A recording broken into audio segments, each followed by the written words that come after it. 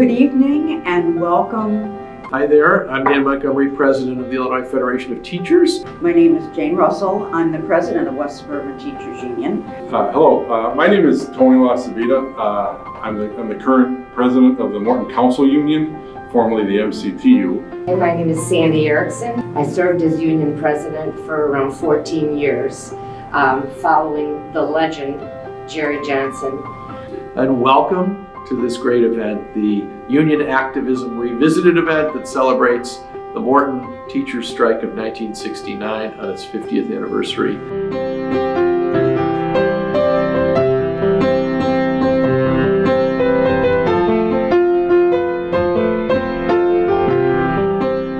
We are in fact here to celebrate. It seems a little odd maybe to say to celebrate a strike, but the connection that we now have and what we have learned and how very, very important this was to the labor union movement is something to be celebrated.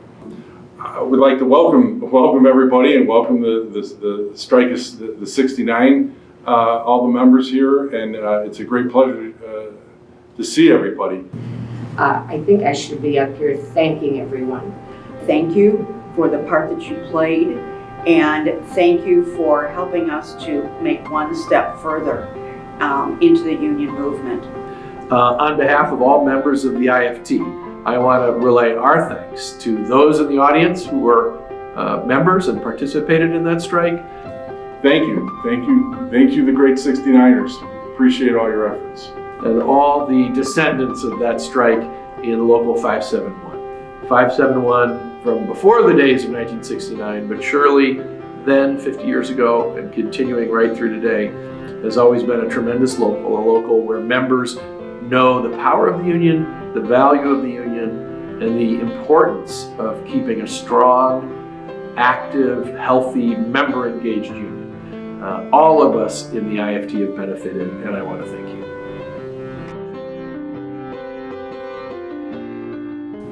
We're tired. We're tired of the working conditions that we've got. These hot rooms, these cold rooms, and no rooms. We're tired of every year asking for an increase in salary and to be turned down by the board. We're tired of being told we're professionals, being treated like peons. We're tired.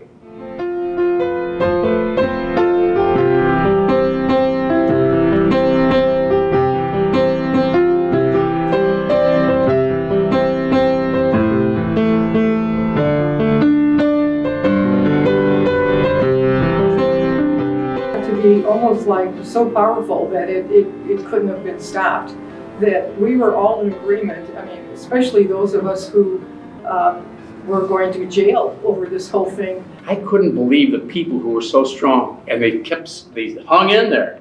I mean, that was a brutal strike for almost a month, and there's so much crap going on there, and I couldn't get over how strong we really and truly were.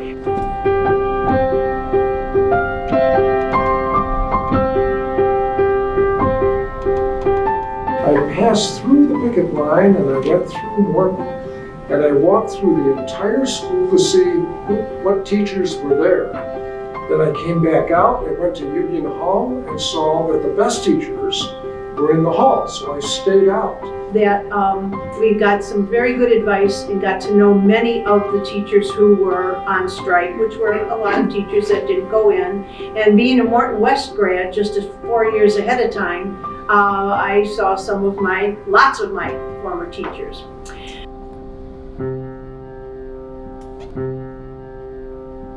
And so this was time for us to stand and take action and let the superintendent and the school board know that we meant business.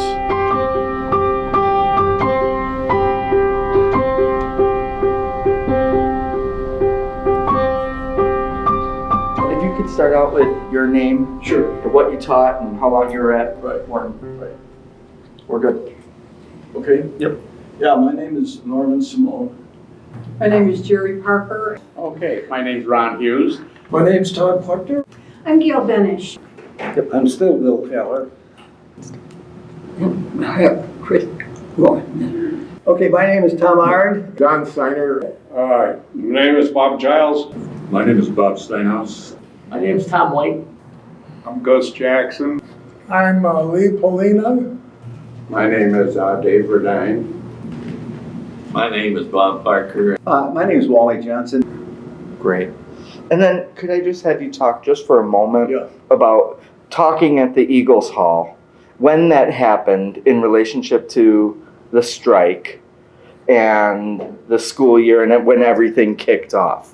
I was going to add to that. That was before we took the vote. And to me, that was, I mean, I was going anyway. Before we took the vote, yeah. But I think it was a marvelous speech. I mean, it really, you know. Thank you. Okay, well, Bill Vanasek, who was past president of the union for many years, college teacher,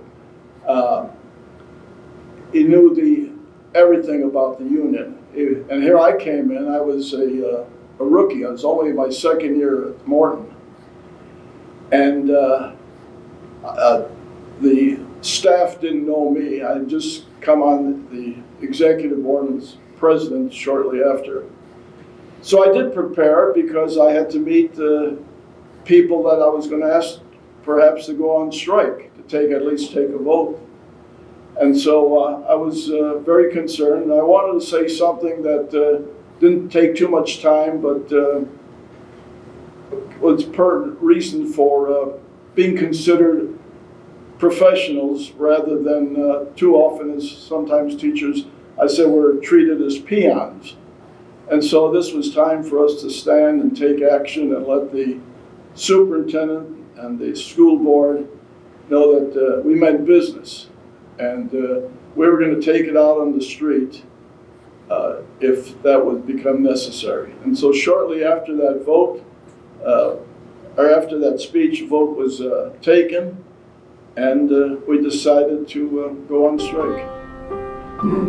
It was evident from his speech that the Board of Education's self-proclaimed impasse was designed to bust the union. There was no doubt about it. And as teachers, we deserve more respect than that. I had vowed that I would attend 3 school board meetings to learn what the issues were and to learn how the school board treated the teachers. And I had been to 2, and I was not pleased. Number 5 here, you say, were you at the Eagles Hall meeting prior to the first scheduled day of school when the strike vote was taken? If so, how did you vote and why? I don't remember the meeting, but I would bet money that I was there, and I would bet money that I voted yes. So when the vote was taken to strike, in my way, there was no other vote except yes. We decided we were going to go to the Eagles Hall because we didn't feel like we were just going to sit at home.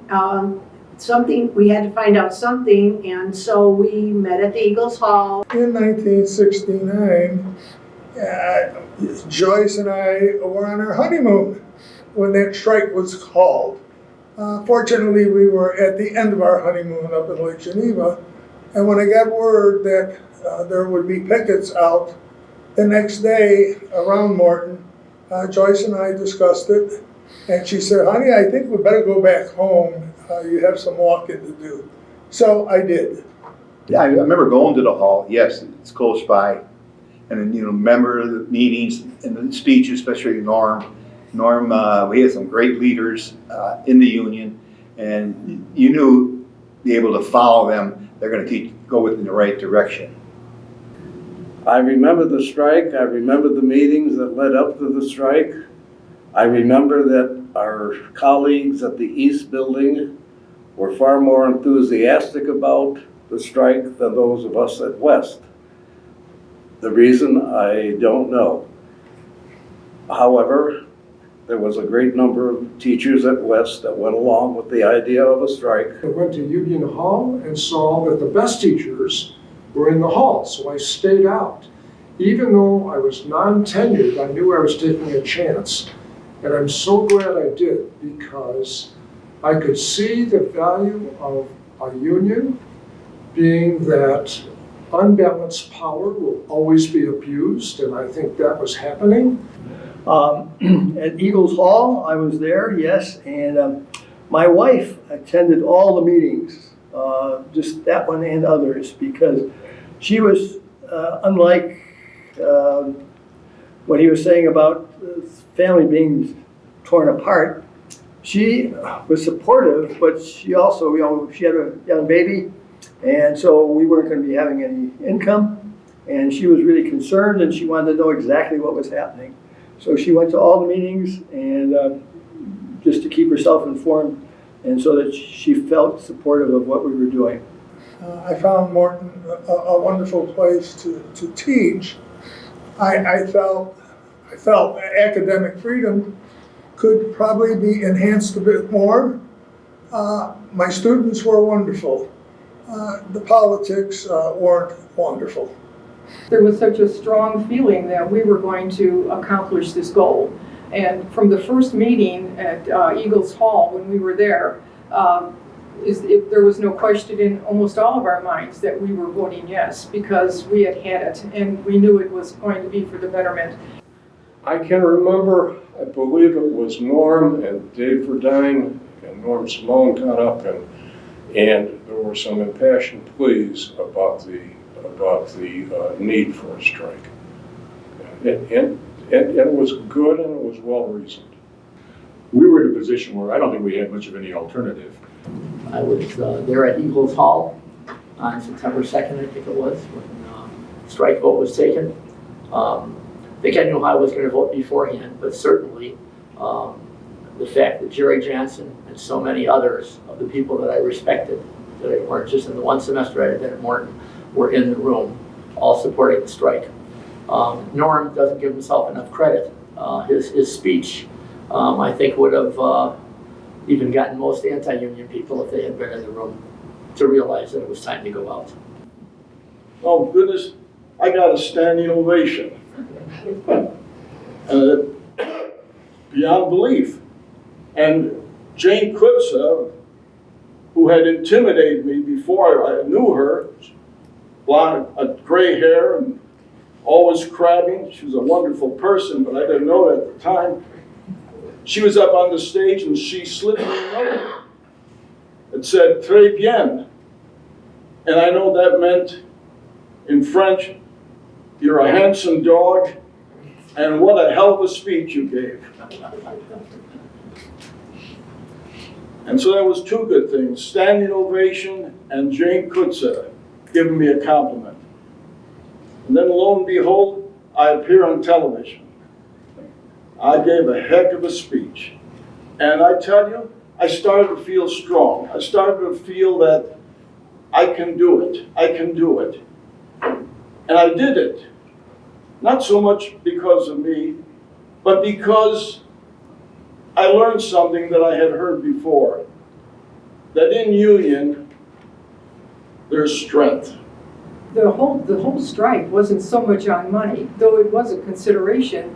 Our pay, in comparison to Oak Park and some of the schools around us, we were really off track from where they were. So it did play into the contract for sure, but mostly it was the conditions. I think the arrogance of the board and their belittling of the teachers. At one point in previous negotiations, the union president then, Gene Miller, a highly talented man, gave the proposal and Chodel pitched it in the garbage can.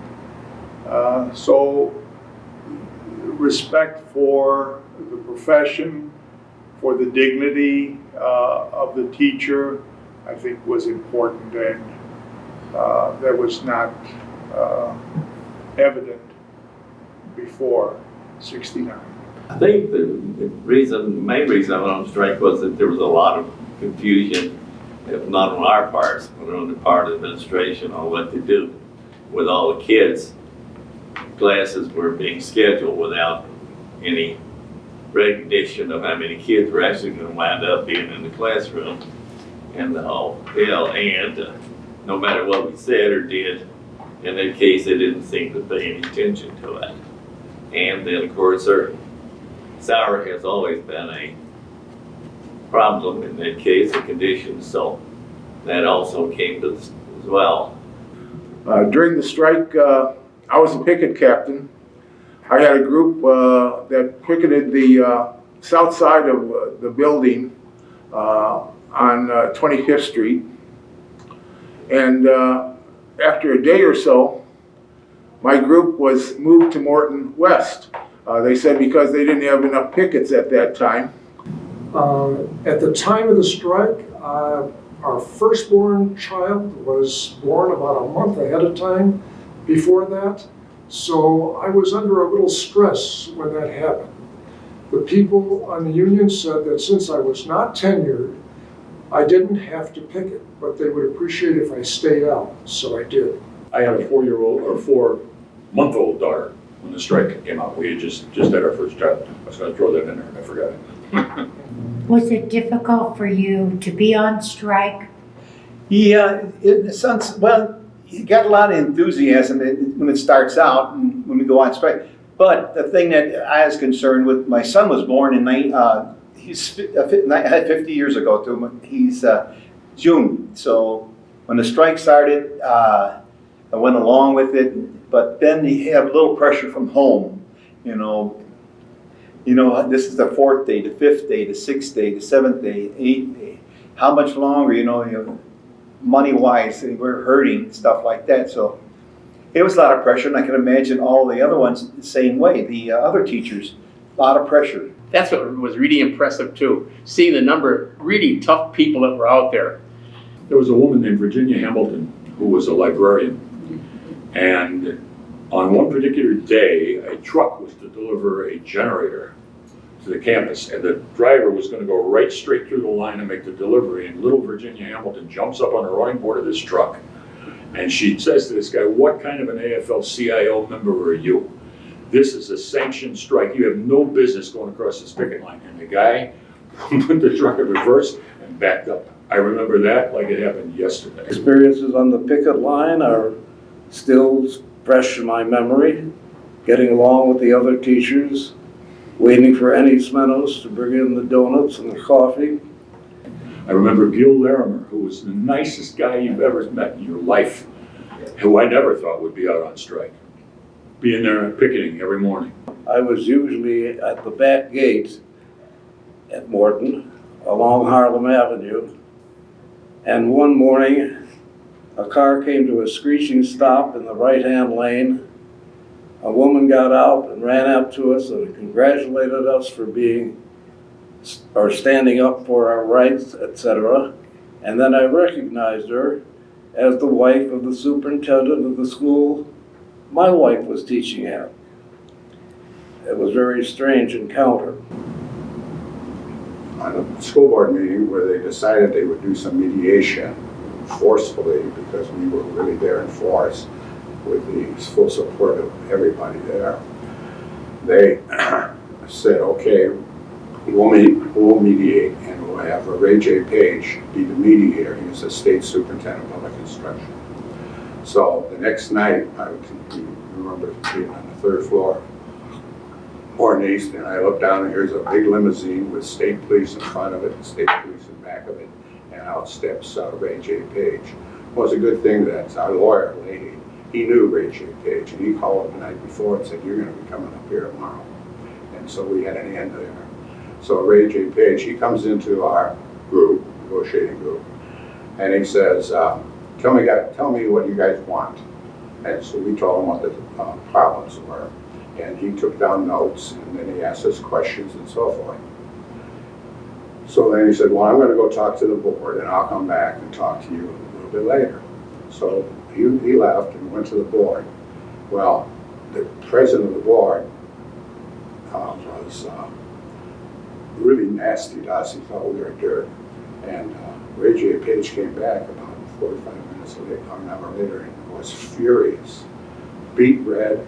He said, Chodo was just as bad to him as he was to us. And he said, what else do you guys want? We got to beef this up a little bit. And so we told him, well, we could take this and we could take this. Okay, we wrote it all down. So then he brought it back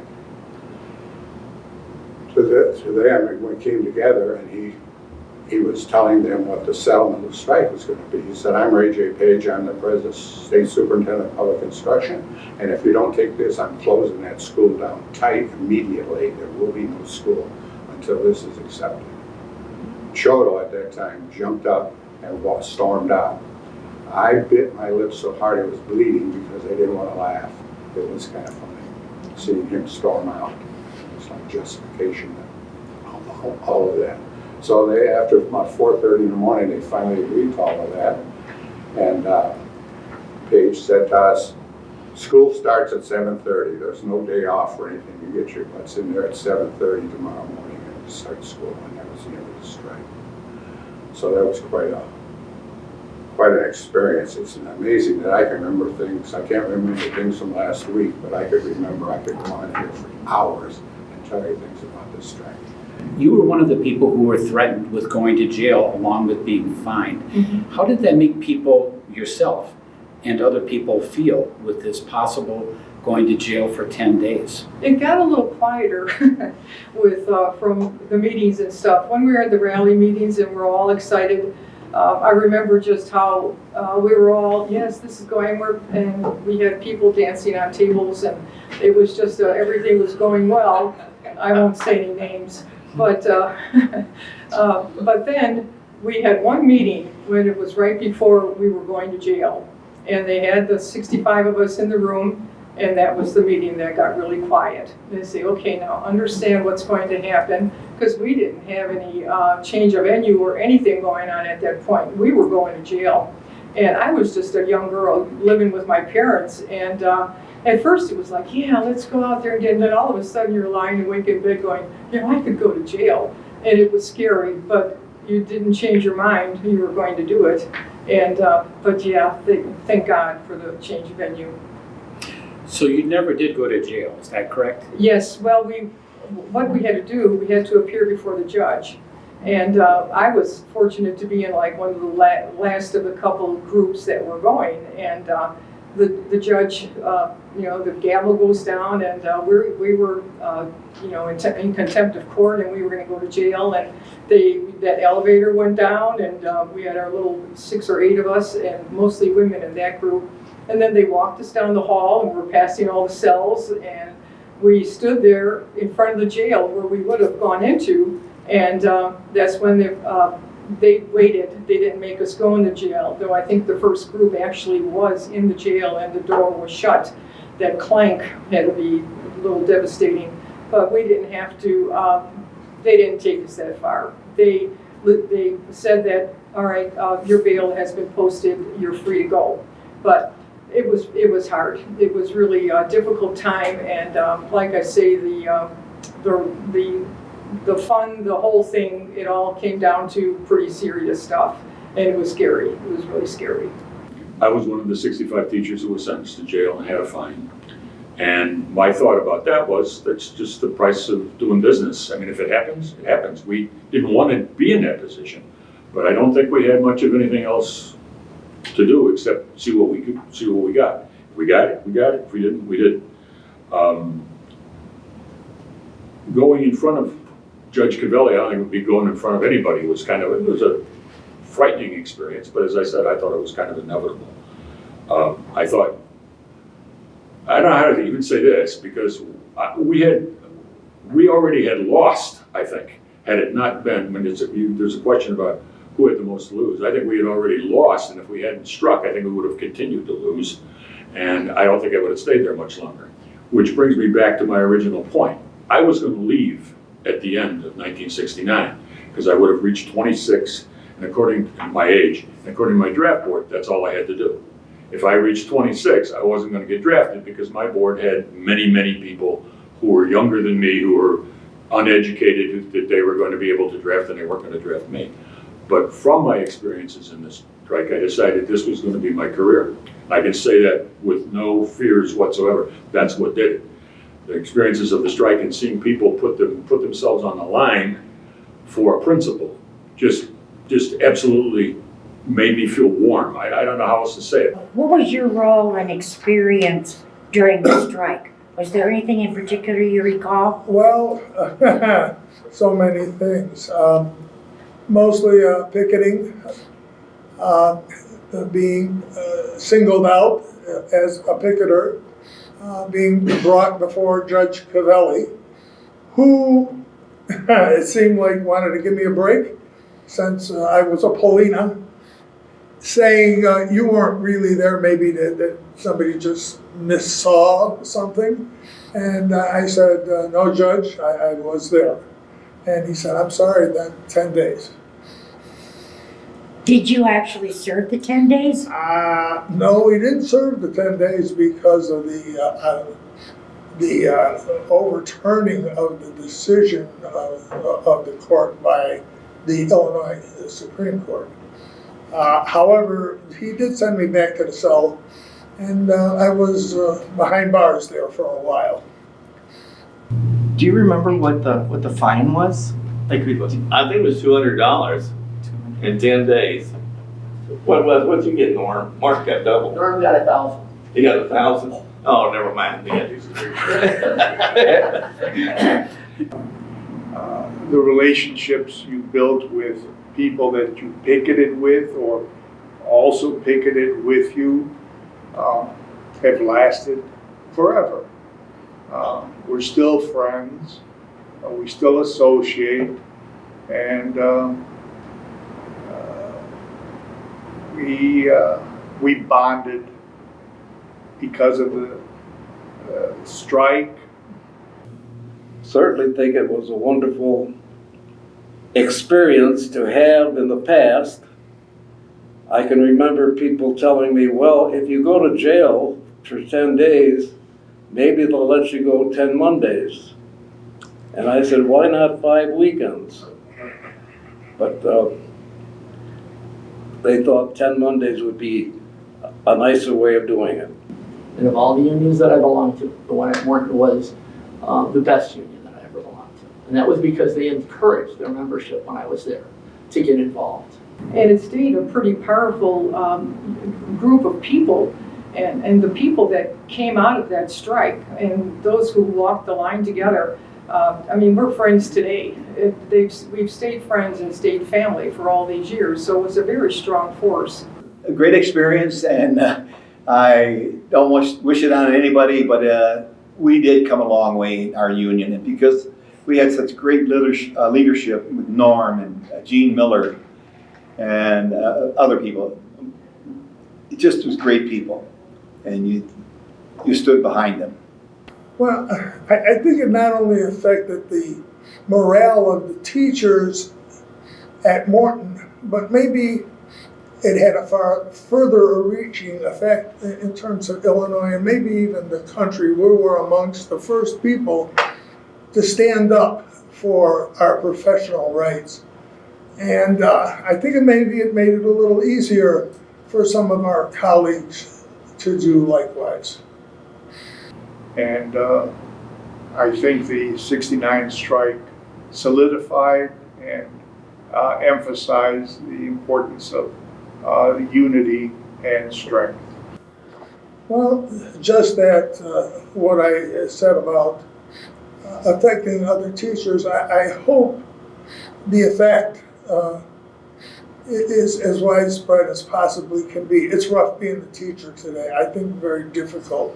I don't even know if I'd want to be a teacher today, but maybe if I studied my history of the Morton Teachers Union, that would give me some impetus to get my butt out there and do something about it, as we did, and I hope others will do as well. Thank you. You're welcome. I hope that future generations continue to work hard to keep what we worked hard to accomplish. I hope they never have to start over, because it is not easy, and it's emotional, it's physical, it's psychological. It can take a toll on your existence. But I think you're able to have demanded a respect that you shouldn't have to demand. Right.